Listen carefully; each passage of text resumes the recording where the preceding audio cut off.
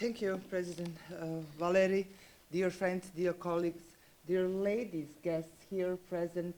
Congratulate you for coming here and thank you for sharing this very important topic together with us today.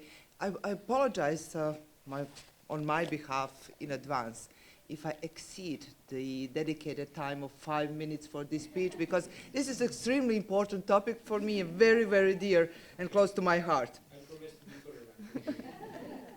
Gender equality is precondition for effective democracy. Only the society with full and equal inclusion of all its members can be considered democratic in its full capacity. It is especially true when it comes to small countries such as ours, where our not so big human resources are the potential that should be fully exploited. However, women are insufficiently represented in decision-making positions across the world, including Montenegro. There are still not enough of us in decision-making positions. We are paid less for equal work, and we are most often victims of many forms of gender-based violence. The data on newborns show that we are unequal even before we are born. Family and private life are still considered the key fields of our activities, whereby we remain excluded from numerous social, political, economical processes, while our interests and needs are neglected. Women provide different perspective in decision-making processes.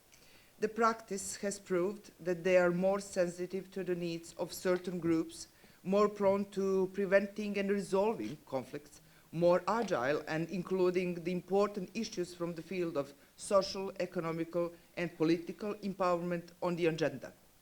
Improved gender equality is a precondition for achieving economic development and accelerating economic growth. The Parliament of Montenegro recognized the need for shaping the society of equal opportunities for men and women, aspiring to fulfill this goal through its daily activities. The gender equality law, at the same time the first anti-discriminatory law in Montenegro, has paved a way to the development of the society based on the principles of democracy and the rule of law. Thanks to the quota system, unfortunately we do have it, introduced into Montenegro legislation in 2011, we are witnessing the increased number of women occupying the MP seats. Today, we have 27% of women MPs. By prescribing the obligation for allocating a special part of funds under the law of financing of political parties, the finances of the regular work of women's political organizations have been improved, and the possibility of their further empowerment has been provided.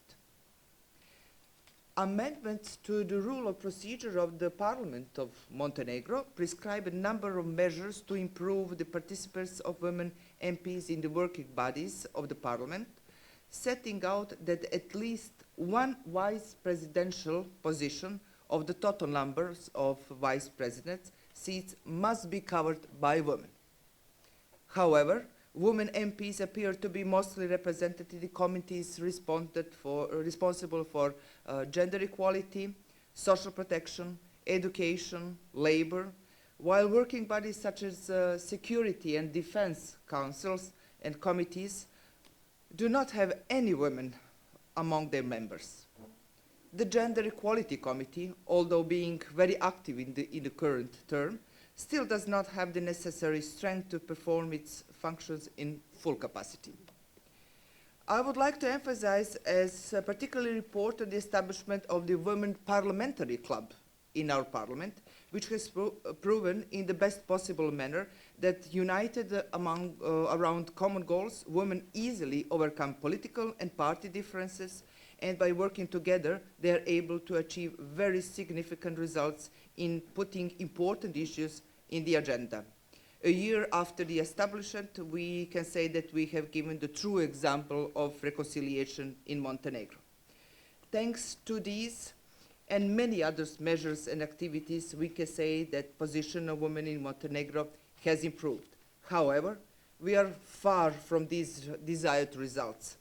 Practice tells us that it is time for new, stronger, intensive measures that will further improve the position of women and make them more active participants in all aspects of society. I even skipped some things, but for the end, let me remind you one thing.